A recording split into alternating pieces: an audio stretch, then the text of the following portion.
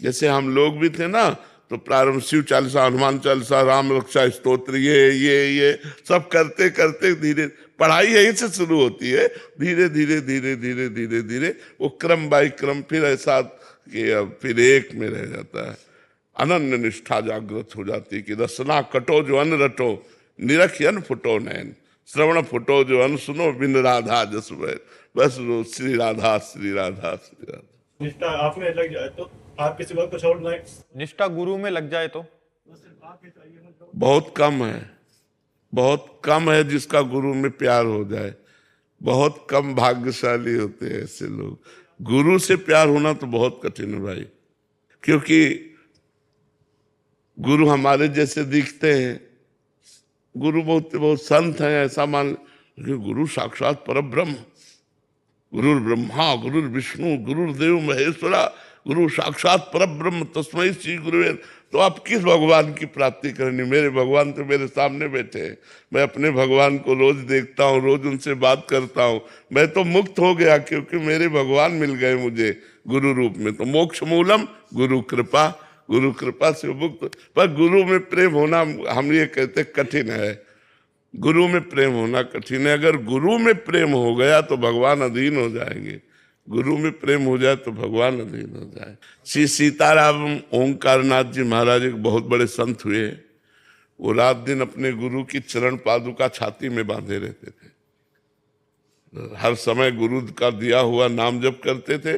अपनी छाती में ऐसे गुरु जी की चरण पादुका लकड़ी की खड़ाऊं ऐसे उनके कपड़े से रात दिन बांधे रहते थे, गुरु गुरु के सिवा। तो ऐसे महापुरुष, बड़े सिद्ध महापुरुष है सीताराम ओंकारनाथ जी महाराज।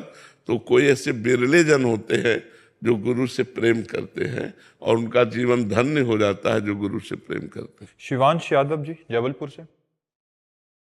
राधे राधे महाराज जी। राधे राधे महाराज जी, मंत्र के प्रति निष्ठा कैसे बढ़ाएं? जब से बार बार जो हम करते हैं उसमें हमारी आसक्ति होने लगती है, गंदी चीजों में आसक्ति होने लगती है। तो मंत्र तो अमृतमय है, सच्चिदानंदमय है। हम बार बार जप करें अंदर अंदर तो उसमें हमारी आसक्ति हो जाएगी, फिर हम उसके बिना रह नहीं सकते। पर आसक्ति करने के लिए हमको जबरदस्ती भजन करना पड़ेगा, क्योंकि भजन में सहज आसक्ति नहीं होती, विषयों में तो आसक्ति हो जाएगी। नाम स्थायी असर करेगा लेकिन तुरंत अनुभव में नहीं आता। तो इसलिए नाम को जबरदस्ती हमें रटना होता है, मंत्र को, गुरु मंत्र को जबरदस्ती हमें जपना होता है। जपते जपते ऐसी आसक्ति हो जाएगी कि फिर आपको छोड़ने का मन नहीं करेगा, फिर आगे चलकर भजन आपको पकड़ लेगा, आप ना भी करो तो चलता रहेगा। तो अब इसके लिए अभ्यास चाहिए। अभ्यास योग युक्तेन चेतसा नान्यगामिना, चित्त कहीं न जाए, मंत्र में ही रहे, ऐसा अभ्यास से हो सकता है। बार बार मंत्र जप का अभ्यास करो। प्रियंक कश्यप जी। राधे राधे राधे राधे महाराज जी। महाराज जी, मेरा मन बिल्कुल भी शांत नहीं रहता, पूर्व तथा भविष्य की चिंता में फंसाए रखता है। मैं भजन मार्ग में चलना चाहता हूं, पर शुरुआत कहां से करूं? राधा राधा से एक काउंटर ले लो, राधा राधा राधा। आज 10,000 जपे, आज 15,000 जपे, आज 20,000 नाम जप करे, ऐसे लगो नाम जप में। और फिर भोजन पवित्र, भोजन पर नजर रखो। भोजन पवित्र, जैसे शराब न पियो, कोई नशा न करो, मांस न खाओ, अंडा न खाओ, गंदे आचरण न करो और नाम जप करो। देखो अभी धीरे धीरे मन प्रसन्न होने लगेगा, मन शांत होने लगेगा। काउंटर है तुम्हारे पास, नाम जप करते हो? कितना? 10,000 से। हाँ ठीक है, भोजन सुधारो, भोजन पवित्र हो, कोई नशा नहीं करते, अच्छे बच्चे हो, कोई गंदा आचरण। गोपाल जी की सेवा होती है घर में, सब गोपाल जी की सेवा होती है, आपके द्वारा बताए गए मार्ग पर चलने का प्रयास भी। हाँ, तो बस आप धैर्य पूर्वक चलिए, मन को बार बार नाम में लगाने की कोशिश कीजिए। यही मन पॉजिटिव विचार ले आएगा। जो अभी निगेटिव विचार फेंकता है, यही जब पाप नष्ट हो जाएंगे भजन करते करते तो पॉजिटिव विचार फेंकने लगेगा, बस आनंद आ गया। विपत्ति में भी, रोग में भी यदि पॉजिटिव विचार हो तो आनंद आ जाए। तो मन मलिन है, इसलिए निगेटिव विचार, नकारात्मक सोच, आप नाम जप करो, इससे धीरे धीरे मन पवित्र होगा और पॉजिटिव होने लगेगा। रविंदर चौधरी जी। राधे राधे राधे राधे महाराज जी। महाराज जी, मेरा सवाल था कि गुरु बड़ा या ज्ञान बड़ा? माँ बड़ा या बेटा बड़ा? माँ। माँ ना, तो गुरु से ही तो ज्ञान प्रकट होता है। ज्ञान कहाँ से होता है? गुरु से होता है ना। तो ज्ञान पैदा करने वाली माँ हुई ना गुरु। आप खुद निर्णय कर लो, है? विवेक शर्मा जी, सहारनपुर से। राधे राधे महाराज जी। महाराज जी, आश्रय और साधना में क्या अंतर है? साधना अहम प्रधान हो जाती है अगर आश्रय न ले। साधना तो दोनों में ही होती है। आश्रय किसका प्रश्न है? आश्रय से अहंकार उत्पन्न नहीं हो पाता, क्योंकि गुरु आश्रय, भगवद आश्रय, ये जो मैं नाम जप कर रहा हूँ गुरु जी की कृपा से कर रहा हूँ, जो मेरे से साधना बन रही वो गुरु जी की कृपा से बन रही, ये आश्रय। अगर आश्रय ठीक नहीं है तो फिर अहंकार होने लगे। अहंकार रूपी दोष होने के कारण साधन शुद्ध फल नहीं प्रकट कर पाता। शुद्ध फल भगवत भाव है, वो प्रकट नहीं हो पाता। इसलिए साधना तो दोनों से होती है, एक अहम प्रधान और एक आश्रय प्रधान। आश्रय प्रधान अहम शून्य साधना होती है, जो बहुत जल्दी लाभ प्राप्त करती है और भगवत प्राप्ति करा देती है। तो अहम युक्त साधना में विघ्न आते हैं, हो सकता है उसका साधन छूट जाए। लेकिन अहम शून्य साधना में विघ्न भगवान काटते हैं। करो सदा तिनके रखवारी, जिम बालक राखे महतारी। और साधना बहुत तीव्र होती है और वो भगवत प्राप्ति कराने में समर्थ हो जाती है। इसलिए साधना तो दोनों में है, एक अहम प्रधान एक आश्रय प्रधान है। जय प्रकाश जी। राधे राधे महाराज जी। महाराज जी, जैसे कि आपने सत्संग में बोला है कि गुरुदेव के प्रति परब्रह्म भाव होना कठिन बात है, अगर ऐसा हो जाए तो जीवन मुक्त हो जाओ। तो गुरुदेव के प्रति परब्रह्म भाव सिद्ध हो जाए सहज में ही, ऐसा क्या किया जाए?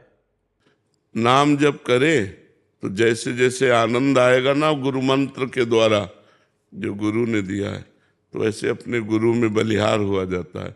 जहाँ से आनंद आता है वहाँ समर्पण हो जाता है। जीव जिसमें आनंद आता है उसके अधीन होने लगता है। गंदी बातों में भी अगर हमें सुख मिलने लगा तो उसके बिना हम नहीं रह सकते। ऐसे जब गुरु जी ने जो मंत्र दिया, जो पाठ दिया, जो साधना दी, वो जब हम करते हैं हमें आनंद, तो गुरुदेव की बलिहारी है। गुरुदेव ने ये सुख दिया तो वो गुरुदेव पर आसक्त होता जाता है। और जब आसक्ति हो जाती है तो अपना परम प्यारा गुरुदेव से भगवान नजर आता है। आसक्ति में तो ये है, तुम्हें माता च पिता तुम्हें बंधुश्च सखा तुम्हें विद्या द्रवणं तुम्हें सर्वम मम, तुम्ही मेरे मंदिर तुम्ही मेरी पूजा, जो कुछ हो सब तुम्हें हो। तो गुरु साक्षात परब्रह्म। ये आसक्ति, जब उनमें आसक्ति हो जाती है तभी हो जाता है, नहीं तो कठिन है। भगवान की मूर्ति में भगवत भाव हो सकता है, लेकिन गुरु में भगवत भाव होना कठिन होता है। क्योंकि चलते फिरते हमारे जैसे बोलते, हमारे जैसे देखते, हमारे जैसे खाते पीते, तो एक लगता है अच्छे संत हैं, बस ये भगवान है, जब हमारे परब्रह्म है, ऐसा भावना कठिन है। अगर हम गुरु मंत्र जप करें, गुरु प्रदत्त साधना करें और उसमें आनंद की अनुभूति होने लगे तो गुरु में आसक्ति हो जाए। नहीं तो ऐसे कितने लोग गुरु मंत्र लिए, पढ़ा है, जैसे ऊसर में बीज पड़ा है, अंकुरित ही नहीं हो पाया। तो ऐसे ही हृदय में मंत्र तो पहुंच गया पर सिद्ध ही नहीं किया, उसे जप ही नहीं किया, तो उससे कोई आनंद नहीं मिला, तो गुरु से कोई प्रेम नहीं हुआ। जैसे जैसे हमारी आध्यात्मिक उन्नति होती है तो लगता है गुरु कृपा से हुई, तो गुरु में आसक्ति होने लगती है। फिर वो ऐसा लगता है इनके बिना मैं जी नहीं सकता। ऐसा कोई बिरला होता है जिसको ऐसा आता मैं गुरु के बिना नहीं जी सकता, गुरु के लिए मेरे प्राण समर्पित, मेरे जीवन समर्पित। ऐसा तो कठिन होता है ना। साधना करे, उपासना करे तो आसक्ति हो सकती है। जैसे देखो, माँ, हमने कोई साधना नहीं की पर माँ से आसक्ति होती है कि नहीं होती? आज हमें 55-56 वर्ष हो गए, लेकिन माँ शब्द से उतना ही प्यार है जितना घर से निकलते समय था। बच्चापन से घर से निकले, माँ शब्द याद आते ही वो ऐसे ही हमारा हृदय एकदम भावसिक्त हो जाता। माँ एक अलौकिक वस्तु है। अब कौन सी साधना की थी माँ से प्यार करने के लिए? कोई साधना नहीं। माँ का दुलार मिला, माँ का प्यार मिला। बचपन से ही हमने जब होश संभाले तो माँ की गोद में, तो आसक्ति हो गई माँ से। अब हम जब कोई मिलता है तो कहते हैं यार चूक मत करना, यदि तुम्हारे माँ हो और पिता हो तो तुम उसकी सेवा करना। क्योंकि आज हमारे मन में आता है कि आज मेरी माँ होती तो मैं उसकी सेवा करता, आज उसको सुख पहुंचाता। तो माँ से जैसे बिना किसी साधना के प्रेम हो गया, ऐसा गुरु से हो जाएगा? नहीं होगा। गुरु परब्रह्म परमात्मा की प्राप्ति कराने में समर्थ है, लेकिन गुरु में ऐसा भाव होना बड़ा कठिन। जैसे अपनी माँ में, अपने पिता में, ऐसे मेरे गुरुदेव, हाँ बहुत कठिन है। ऐसा गुरु में भाव आ गया तो माया पर विजय प्राप्त कर ली, माया को जीत गया। पुनीत रावत जी, कानपुर से। राधा वल्लभ जी। राधे राधे महाराज जी। महाराज जी, आपकी कृपा हुई तो नाम मिला और नाम जपने का प्रयास हर समय करता हूँ। महाराज जी, जो आप कह रहे थे महाराज जी, गुरुदेव में अगर प्रेम हो जाए तो उसका इजहार उनसे कैसे करें? करना नहीं पड़ेगा, ये हृदय का है ना। उधर आप जितना करो इधर धक्का लगने लगेगा। उधर आप प्रेम करके देखो, कभी मत बोलना कि मैं आपसे प्यार करता हूं, और आपको अगर प्यार ना मिलने लगे तो हमें बताना। हृदय से वो जब आपको देखेंगे और आपके नेत्रों में होगा ना, तो आपको गुरु के नेत्रों में प्यार दिखाई देगा कि हमको कितना प्यार करते हैं। वो एक बार हमें देख लेना तो इतना, जैसे हम अपने गुरुदेव के पास जाते हैं सदैव ऐसे रहते हैं। अगर वो कभी ऐसे करके देख लेते हैं ना तो लगता है निहाल हो गए, मतलब ऐसा लगता है जैसे हमारा राज्याभिषेक हो गया हो। और अगर मुस्कुरा के माला वगैरह प्रसादी दे दिए ना तो मन नाच पड़ता है। तो हमारा प्यार और गुरुदेव का प्यार गुप्त प्यार है। कभी गुरुदेव से नहीं कह सकते कि हम आपको बहुत प्यार करते हैं, इतनी हिम्मत नहीं। हम आपको बहुत प्यार करते हैं, इतनी हिम्मत नहीं कि हम कह सके। और वो कह दें कि हम तुम्हें बहुत प्यार करते हैं, ऐसी मर्यादा नहीं कहती। मतलब हम किसी से कहें कि हम आपको बहुत प्यार करते हैं, ऐसी मर्यादा नहीं कहती। और आप कि मैं आपको बहुत प्यार करता हूं, ऐसी हिम्मत नहीं हो सकती। अगर असली में प्यार करते हो, बहुत प्यार करते हो, तो सामने जाते ही आंसू चलने लगेंगे और बस ऐसे हो जाओगे कि इतने से समझ जाओ तो समझ जाओ, नहीं तो हम आपके लिए जीवन। तो गुरुदेव से हमें उत्तर नहीं मिलेगा, हमारे हृदय में उत्तर आ जाएगा कि गुरुदेव हमें कितना प्यार करते हैं।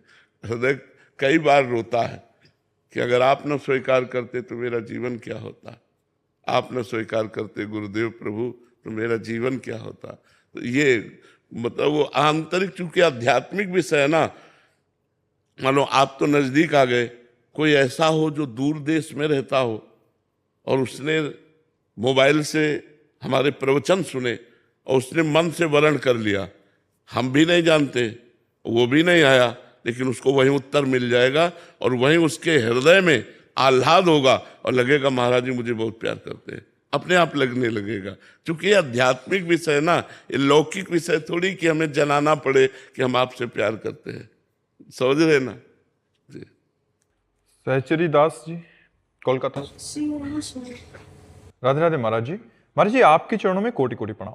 महाराज जी, अगर सत्य भ्रम से परे है तो फिर सत्य के मार्ग पर चलने से हमें इतनी कठिनाइयों का कभी कभी सामना क्यों करना पड़ता है? क्योंकि हम भ्रम को अभी तक मानते रहे हैं और भ्रम छोड़ना पड़ेगा। देखो, जैसे सांसारिक भोग छोड़ना है, कितना कठिन लगता है।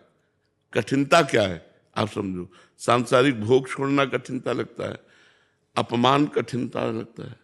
अपमान हो तो कठिनता, क्योंकि भ्रम से हमने मान को स्वीकार कर लिया है, भ्रम से हमने सांसारिक सुख को स्वीकार कर लिया, भ्रम से हमने सांसारिक संबंधों को स्वीकार कर लिया। तो यही तो बाधा है और यही हमें कठिनता लगता है चलना।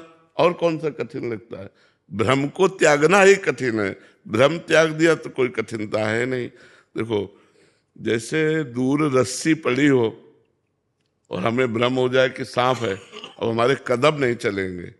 अब या तो कोई वहां पहुंचा हुआ हमें बतावे कि देखो ये रस्सी है, और या हमारे पास टार्च हो तो हम देखें। तो ऐसे ही हमको संसार भ्रम हो गया है।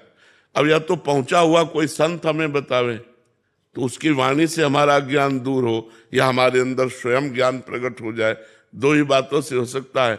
तो बिना ज्ञान के ये भ्रम नष्ट होने वाला नहीं है। देखो हृदय की मांग देखो, भगवान गुप्त हैं, हृदय की मांग हमारी भगवान की ही है, पर हम जान नहीं पा रहे। जैसे हमें बहुत सुख चाहिए, दुख का जिसमें लेस ना हो, चाहिए ना सबको, सबको सुख चाहिए, कोई दुख नहीं चाहिए। हमें प्रेम चाहिए, ऐसा प्रेमी जो सिर्फ मुझे प्यार करे। हम मांग देखो अपने अंदर की, मुझे ऐसा प्रेमी चाहिए जो सिर्फ मुझे प्यार करे। तीसरी बात, मैं मरना नहीं चाहता। सुख, प्रेम और अविनाशी, विनाश नहीं चाहता। ये कहाँ है? परमात्मा में। वो सुख सिंधु है, वो प्रेम सिंधु है, और वो अविनाशी है, और हम उसी के अंश हैं। तो हमारी मांग वही है, जो हमारे अंशी में है वही मांग हमारी है कि मुझे अखंड सुख मिले, मैं कभी मरूं नहीं, और मैं परम आह्लाद, परम आनंदित, दुख से दूर, ऐसा कोई मुझे प्यार करने वाला मिले। लेकिन वो यहां है नहीं। आज तक कोई किसी को ऐसा प्यार नहीं कर सकता जैसा भगवान करते हैं। क्योंकि हम जब आपसे प्यार करते हैं तो अपनी मान्यता लेकर आपसे प्यार करते हैं। आप हमारे अनुकूल चलिए, आप हमारी मान्यता के अनुसार। हमारी मान्यता में विघ्न हुआ तो फिर वो प्यार प्यार नहीं रह जाता, बिखर जाता है। और जबकि प्यार शब्द की परिभाषा यही है कि अपनी मान्यता छोड़कर आपको प्यार करना है। आप कहे खड़े हो जाए तो खड़े हो जाए, आप कहे बैठ जाओ तो बैठ जाओ। बोले ऐसा क्यों कर रहा है? बोले उसको प्यार है उससे, इसलिए। लेकिन हम क्या चाहते हैं कि हम जिससे प्यार करें वो मेरे अनुकूल चले। इसे वासना कहते हैं, इसे काम कहते हैं। लेकिन मैं जिससे प्यार करता हूं वो जो चाहे वो मैं करने के लिए तैयार हूं, वो जो चाहे। यहां प्यार कहाँ है? प्यार तो भगवान में है, सुख भगवान में है, शांति भगवान में है, और मृत्यु पर विजय, मृत्युर्मा अमृतम गमय, ये भगवान में है। इसलिए हम आनंद सिंधु भगवान का नाम जप करें, उनके आश्रित रहें, उन्हीं को रिझाएं। तो भगवान और गुरु दो नहीं है, एक ही है। जहाँ ये अनुभव हुआ तो गुरु में प्यार हो जाता है, और गुरु में प्यार हुआ तो गुरु हृदय में बैठे हुए हैं, वो उत्तर मिलने लगता है कि हमको बहुत प्यार करते हैं। राधे राधे महाराज जी। गुरुदेव भगवान, हमसे वृंदावन धाम में गलत स्पर्श संक्रिया हो गई, फिर आपके श्रीमुख से सुना कि संसार जगत में हुआ अपराध धाम में क्षमा मांगने पर नष्ट हो जाता है, क्षमा हो जाता है, परंतु धाम में हुआ अपराध वज्र की लीक बन जाता है। तब से हमारा मन अत्यंत जलन, पीड़ा व गलानी से। वृंदावन की परिक्रमा दो और 11 साष्टांग दंडवत करके कान पकड़ के क्षमा मांग लो, ठीक है? वृंदावन की जलन होती है अंदर से किसी चीज में। आज जो हम उपाय बता रहे हो करो, नाम जप करते हुए मौन होकर वृंदावन की परिक्रमा करो, और 11 दंडवत वृंदावन को प्रणाम करके और प्रार्थना करो कि मन वचन कर्म से हमसे जो भी अपराध बने हैं, जाने या अनजाने में, हे परम पावन धाम आप क्षमा करो। तो धाम का अपराध धाम ही क्षमा कर सकता है, वो क्षमा कर देंगे। बहुत कृपालु वृंदावन धाम है। नारायण जी प्रयागराज से। राधे राधे महाराज जी। महाराज जी आपके चरणों में दंडवत प्रणाम। महाराज जी, वासना रहित होने का क्या मतलब है? शरीर की सारी इच्छा का क्षय हो जाना है, या जो हो रहा है उसको बदलने के लिए कोई इच्छा ना होना? उपासना की इच्छा ही वासनाओं पर शासन कर सकती है। यदि भगवद उपासना नहीं तो वासनाओं का नाश हो ही नहीं सकता।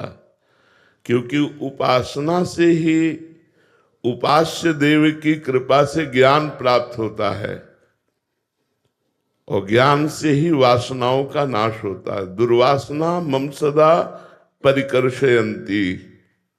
अनेक जन्म की दुर्वासनाएं हमारी चित्त वृत्ति में दबी हुई हैं। नई वासनाएं भोग करके संस्कार बन रहे हैं नए भोगों के, और पुराने तो है ही। तो भीड़ लगी हुई है वासनाओं की, एक वासना, दूसरी वासना, तीसरी वासना, ये उपासना से नष्ट होती है। जब हम करुणा में युगल सरकार, श्यामा श्याम या सिया राम या शिव पार्वती इनकी उपासना करते हैं तो उपासना से हमारी बुद्धि का मार्जन होता है और मार्जन की हुई बुद्धि में विवेक ज्ञान प्रकट होता है। उसी ज्ञान के द्वारा ये समस्त भोग मिथ्या और वमन तुल्य, विष तुल्य रखते हैं, इसलिए उसका मन ही नहीं जाता किसी भोग में। इतना आनंद स्वयं में अनुभव में आता है कि उसका मन किसी भोगों में जाता ही नहीं। अभी आप सोच ही नहीं सकते कि वो आनंद कैसा होता है। जो भगवदानंद है वो अपार, इतना आनंद की असहनीय हो जाता है और उपासक चिल्ला चिल्ला कर रोने लगता है, हा कृष्ण, हा राम, हा शिव, हा प्रिया, ऐसे। अब उसको वासनाएं, ब्रह्मादिक के भोग सब विष समलागतता है। ब्रह्मादिक के भोग भी उसे विष के समान लगते हैं, फिर मनुष्य लोग के भोगों की तो बात क्या जाने। आप देखो अभी केवल मनुष्य लोग की ही भोग की वासनाएं उठती हैं और दबी हुई अन्य लोगों की भी है। जब हम साधना करते हैं तो अन्य लोगों की भोग वासनाएं सामने आने लगती हैं, उनका भी त्याग करे। फिर सिद्धि की वासनाएं आने लगती हैं, फिर सिद्धियों का त्याग करे, तब वो भगवान को प्राप्त होता है। इसलिए उपासना करो, बहुत चिंता मत करो, भगवान के आश्रित रहो, वही सारी वासनाओं का नाश कर देते हैं। इसलिए बिल्कुल चिंता ना करो, भगवान का भरोसा रखो और नाम जप करो और बचते रहो, तो धीरे धीरे वासनाएं सब डिलीट हो जाएंगी, आपका हृदय निर्मल हो जाएगा, भगवदानंद की उत्पत्ति हो जाएगी। मनुष्य जीवन इसी सुख के लिए है। इन नारकी भोगों को तो सुअर, कुत्ता, पशु पक्षी भी भोग रहे हैं। अगर उनको भोग कर हम सुखी हुए तो क्या दुर्लभता इस मानव देह की। मानव देह की दुर्लभता है सच्चिदानंद सुख का अनुभव करना, वो है श्री भगवान। उनका नाम जप करो, उनके आश्रित रहो। सलोनी मिश्रा जी उन्नाव से। राधे राधे महाराज जी। महाराज जी, जीवन जब धन अभाव व प्रतिकूलता में बीता हो, फिर अचानक से खूब सारा वैभव मिल जाए, तो ऐसे में अपने मन को कैसे संतुलित रखें जिससे हमारा भजन अच्छे से हो सके? भगवान का प्रसाद समझकर, अपने को सेवक मानकर और स्वामी की संपत्ति मानकर यदि व्यवहार किया जाए तो कोई भी संपत्ति बाधा नहीं पहुंचा सकती। नाथ सकल संपदा तुम्हारी, बहुत शब्दों पर ध्यान दीजिए। नाथ सकल संपदा तुम्हारी और मैं सेवक समेत सुत नारी, कोई बाधा नहीं पहुंचा सकते। अगर संपत्ति की मालकिन आप बनेंगे, मालिक बनेंगे, तो फिर विपत्ति भी आने वाली है। दिन है तो रात आएगा, रात है तो दिन आएगी। इससे सुख संपत्ति है तो दुख आएगा, बड़े बड़ों के जीवन में आया है। और दुख है तो घबराओ नहीं, सुख संपत्ति आने वाली है। तो इसलिए अगर सुख संपत्ति मिल गई है तो गौ सेवा करो, संत सेवा करो, गरीबों को औषधि दो, जो कोई भूखे उनको भोजन दो और अपने को सेवक मानो और भगवान की संपत्ति मानो, तो कभी कोई आपको परास्त नहीं कर सकता। पिताजी गोरखपुर से। महाराज जी, मन और इंद्रियों को बस में करके दृढ़ता पूर्वक नाम जप कैसे किया जाता है? नाम जप से ही मन और इंद्रियां बस में हो जाएंगी और नाम जप से ही दृढ़ता आ जाएगी। सत दीर्घ काल निरंतर सत्कार सेवितो दृढ़ भूमि। यदि नाम को बहुत लंबे समय तक, बहुत काल तक सम्मान के साथ, आदर के साथ निरंतर जपा जाए तो दृढ़ता आ जाएगी, दृढ़ भूमि, दृढ़ता आ जाएगी और इंद्रियां और मन ये आपके अधीन हो जाएंगे। नाम जप से सब हो जाएगा, खूब नाम जप करो। विशाल जी कर्नाटक से। राधे राधे महाराज जी। महाराज जी, जैसे हमारी पढ़ाई होती है पूरे साल, फिर परीक्षा होती है, फिर 2-3 सप्ताह के बाद परिणाम मिल जाता है, वैसे ही जब हम पूजा पाठ या नाम जप करते हैं उसका फल कब प्राप्त होता है और उसका फल है क्या वास्तविक? उसका फल तो तुरंत प्राप्त होता है, पापों का नाश, हृदय की मलिनता का नाश। पर वो जैसे हम बहुत दिन के भूखे हों और एक कवल पवा के हटा लिया जाए थाली तो आग लग जाएगी कि यार जब तक पा नहीं रहते तब तक तो ठीक है, पाना शुरू किया तो भरपूर पाने दो। एक कवल ने जाकर यद्यपि तृप्ति की पर असंतुष्टता सी प्रतीत होगी।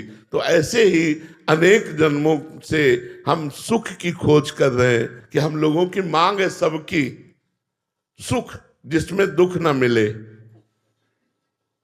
शांति जहां किंचन मात्र शांति न हो, और हमें कोई प्यार करने वाला मिले, ऐसा प्यार करने वाला जो सिर्फ हमें प्यार करे, हमारे अवगुणों को न देखे, हमारे दोषों को न देखे और हमें प्यार करे, और मैं मरूं नहीं। इस सब के अंदर आशा है। देखो ये बातें आशा है कि नहीं? सुख, शांति, दुख से निवृत्ति, और हमें कोई बहुत प्यार करने वाला मिल जाए और मैं कभी मरूं नहीं।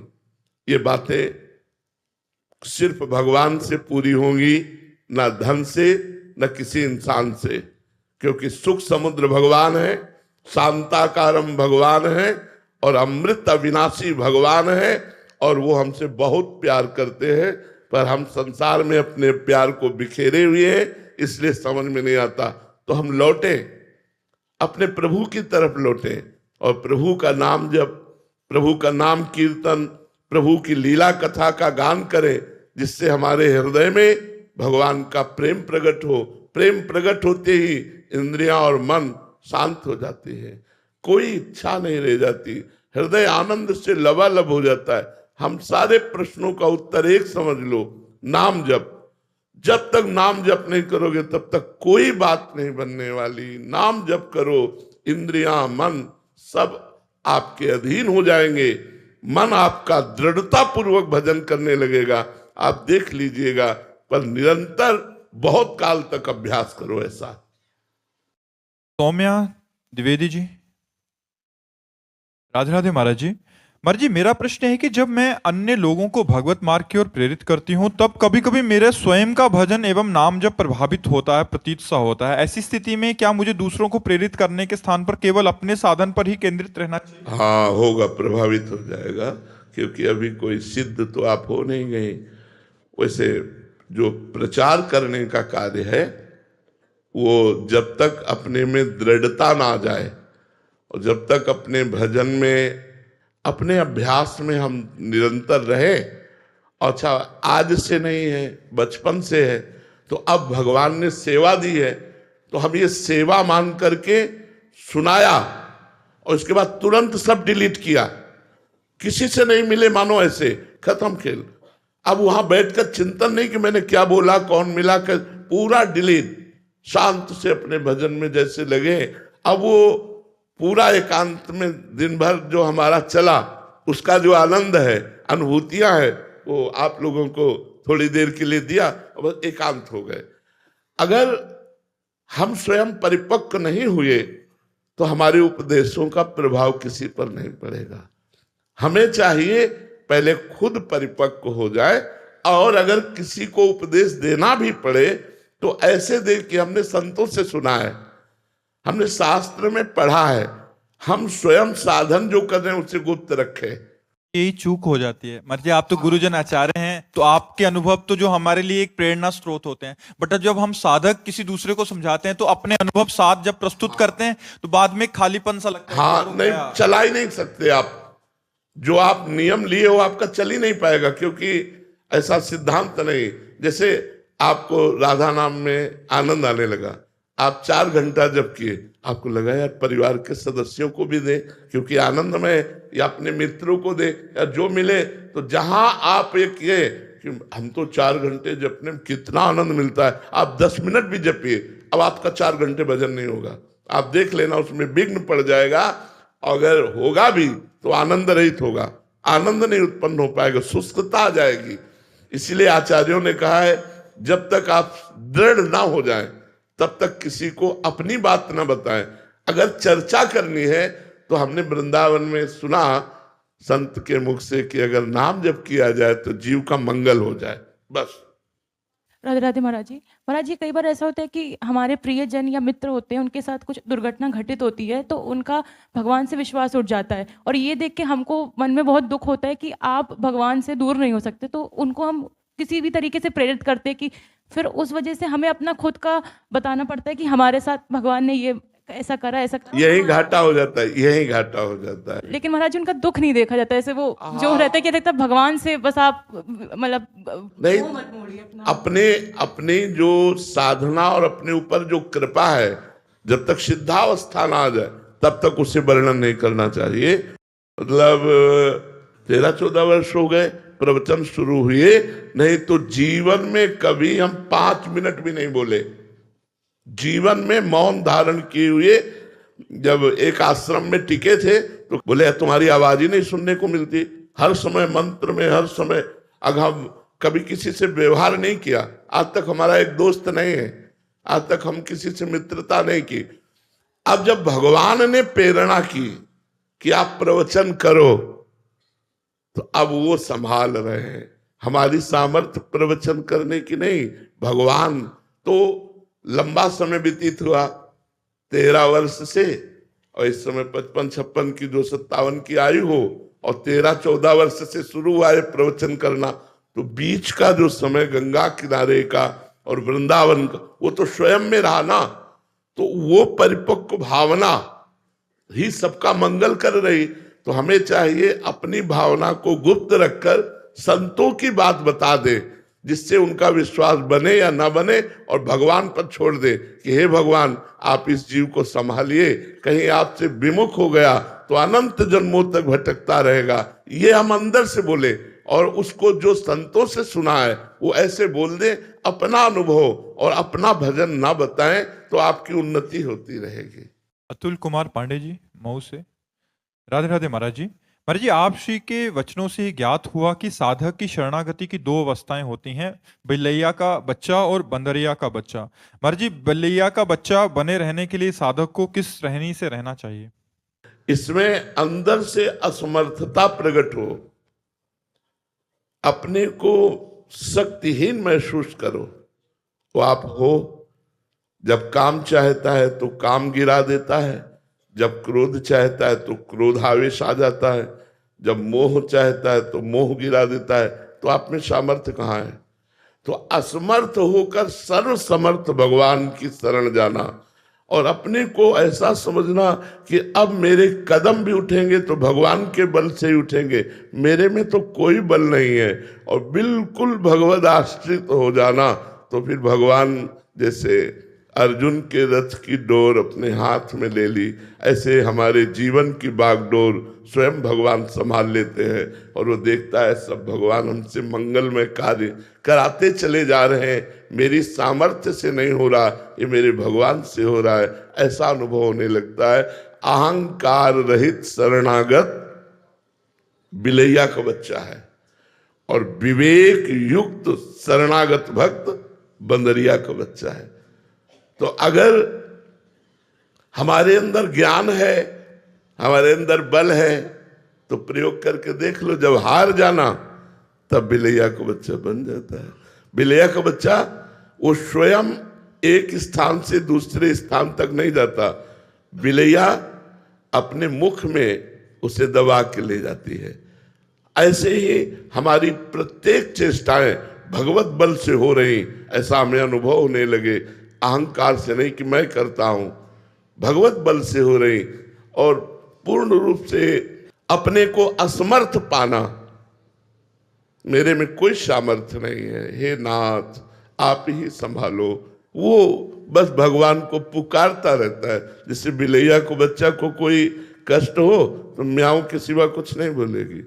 तो शरणागत हे हरि, हे करुणा में, अब आप देख लो मेरे में कोई सामर्थ्य नहीं, आप संभालो। यह है बिलैया का बच्चा बनना, पूर्ण भगवद आश्रित, अपने में निर्बलता।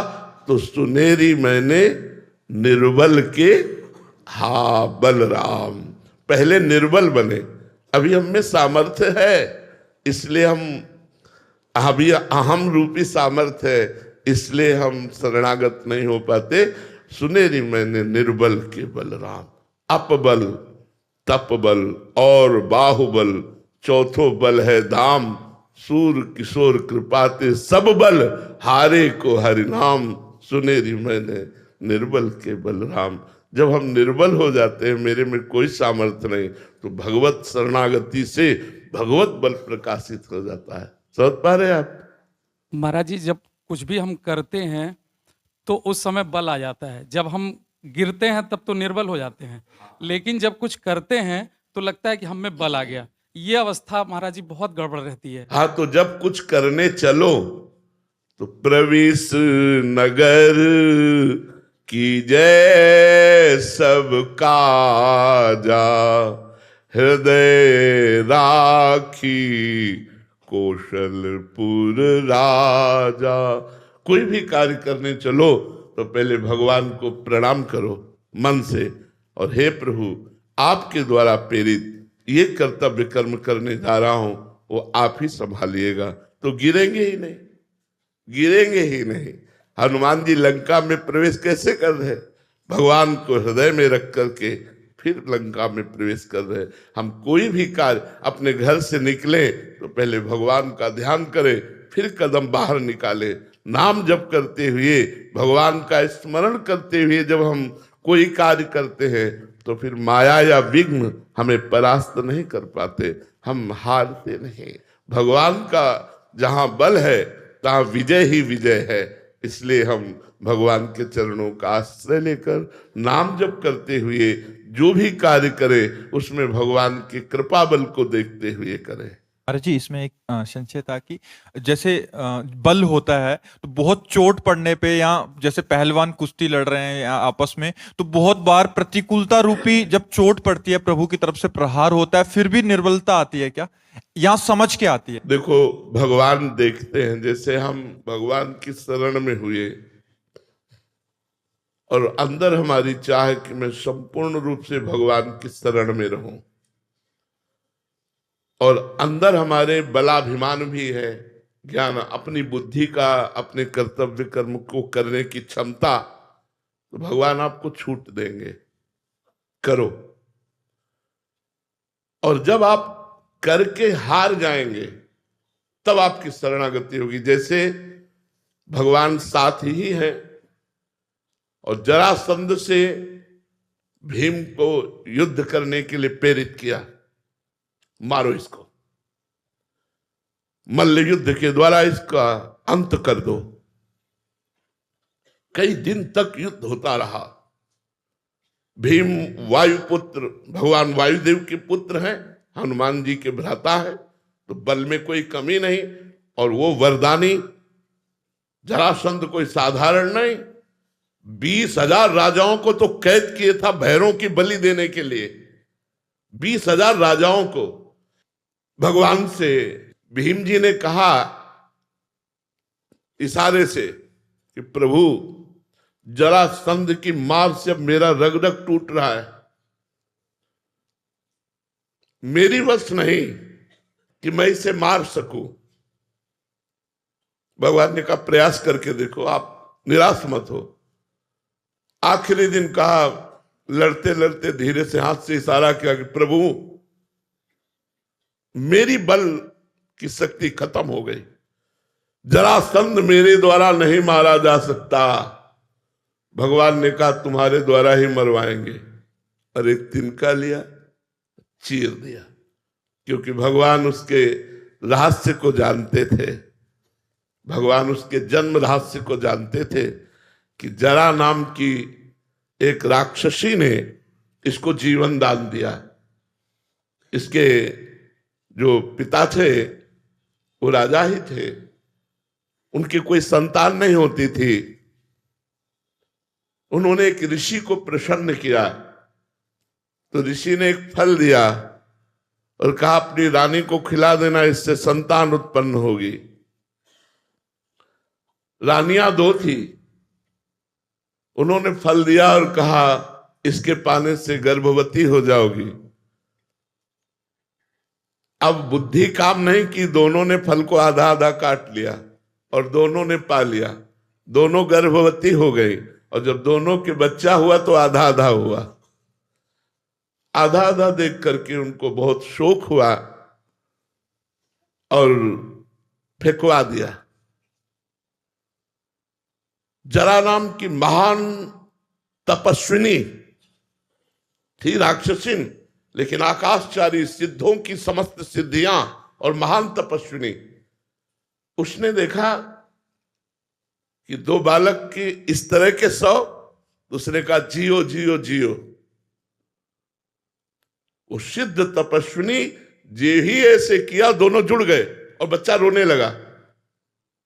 उसको पता था। महाराज के पास गई और कहा, ये आपकी संतान। उनका मेरी संतान तो मृत पैदा हुई थी, अलग अलग, तो उनका मैंने जोड़ दिया। संधि माने होता है जोड़ना।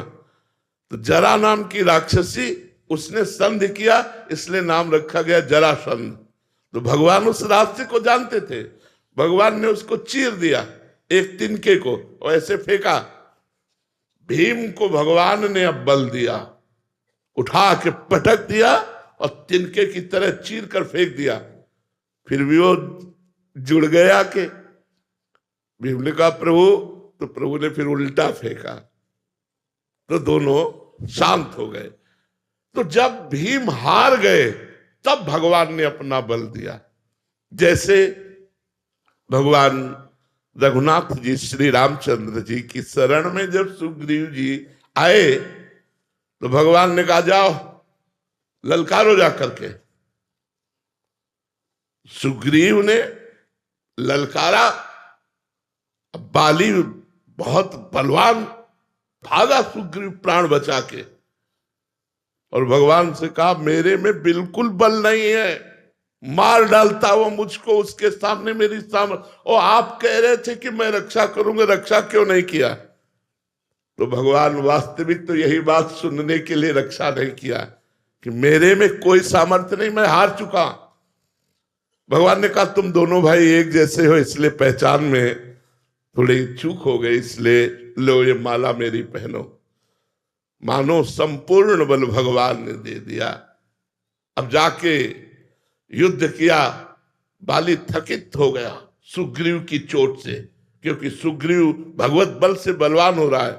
इतने में भगवान ने छिप करके बाण संधान किया, सीधे छाती पे लगा, और रघुनाथ जी के अंतिम समय उसके दर्शन और संभाषण प्राप्त हुए। अहोभाग्य! भगवान तब अपना बल देते हैं जब जीव अपना बल हार जाता है। हारे को हरि नाम, हार जाता है। महाराज जी, आपके जीवन में भी जब आपने बताया कि अचल बिहार में थे तो साधन का, आप हम जैसों के लिए प्रेरणादायक एक वो कि साधन का बल था। तो फिर महाराज जी एक समय ऐसा आया कि जब किडनी का ऐसा प्रतिकूलता आई भगवान की तरफ से प्रेरित होके, तब महाराज जी वो जीवन में वो जागृत हुई शरणागति। तो महाराज जी ऐसा ही क्या हाँ, के जीवन बिल्कुल बिल्कुल बिल्कुल। भगवान ऐसी परिस्थिति देते हैं जिससे शुद्ध शरणागति होती है। वो बुद्धि से नहीं होती, वो परिस्थिति से होती है। जीव को ऐसी परिस्थिति जब सामने आती है कि कोई सहयोगी नहीं, स्वयं कुछ कर सकता नहीं, तब आर्त भाव से पुकारता है। जैसे द्रौपदी जी को 5 पतियों का सहारा, भीष्म जी का सहारा, अपनी भुजा का सहारा, फिर अपने दांत का सहारा। जब देखा आप कुछ नहीं, तब असली शरणागति प्रकट हुई। गोविंद द्वारिका वासी। भगवान वस्त्र के रूप में द्रौपदी जी के उसी समय प्रकट हो गए। महाराज जी बच्चा भी वही बनाएंगे। हाँ, बिल्कुल बिल्कुल बिल्कुल। शुद्ध शरणागति भी भगवान ही हमें देंगे, भगवान ही हमें शुद्ध शरणागत बनाएंगे। हम तो केवल ऐसे हैं, ऐसे है। असमर्थ, निर्बल सब वही करेंगे, सारा काम उन्हीं का है। बिल्कुल। असलियत समझ में भगवान के द्वारा ही आएगी कि मेरे में कोई सामर्थ्य नहीं। श्री राधा वल्लभ लाल की। प्रभु जी 2 शब्द भगवान वाल्मीकि जी के और समाज के प्रति जो हित के लिए। हम ये कहते हैं कि ऐसा महापुरुष युग युगांतरों में प्रकट होता है जिन्होंने भगवान के प्रकट होने के पहले ही भगवान के गूढ़ चरित्रों को प्रकाशित किया। यदि हम अपने गुरुजनों का आश्रय लेकर और उनके द्वारा रचित ग्रंथों का स्वाध्याय करें तो हमारे अंदर आध्यात्मिकता आवे, जिससे जो व्यभिचार, व्यसन और गंदे आचरणों में हम प्रवृत्त हो रहे हैं उससे हम निवृत्त होकर भगवदानंद की प्राप्ति करें। ये महापुरुष हैं, इनका जो वचन है वो परमात्मा का वचन है। अगर उनके वचनों का हम पालन करें तो हमारा जीवन धन्य हो जाए। भगवान की शरण में रहो, नाम जप करो, कोई गलत आचरण न हो। तो आनंद सिंधु भगवान हमारे स्वामी हैं, हम उनके दास हैं, वो हमारे सखा हैं, हम उनके सखा हैं। हेले हाँ। आपके श्री मुख से सुनी ऐसा कि जब दिनचर्या पूरी रात को समर्पित ठाकुर जी करो, आपके श्रीमुख से सुना कि पूरे दिन की दिनचर्या ठाकुर जी को समर्पित करो। ऐसे कि जो कोई गलत काम भी हो जाए तो वो नहीं, उनको क्षमा मांगना चाहिए। वो समर्पित नहीं किए जाते, उनसे क्षमा मांगी जाती है कि हमसे गलती हो गई, पर वो क्षमा करो। तो वो करुणा सिंधु है, क्षमा कर देंगे। कोशिश करे आगे से ना हो, फिर हो जाए, फिर क्षमा मांग ले, क्योंकि बहुत फिसलन का मार्ग है संसार, तो बहुत फिसलन का मार्ग है, कभी भी कोई भी फिसल सकता है, चूक हो सकती है। इसलिए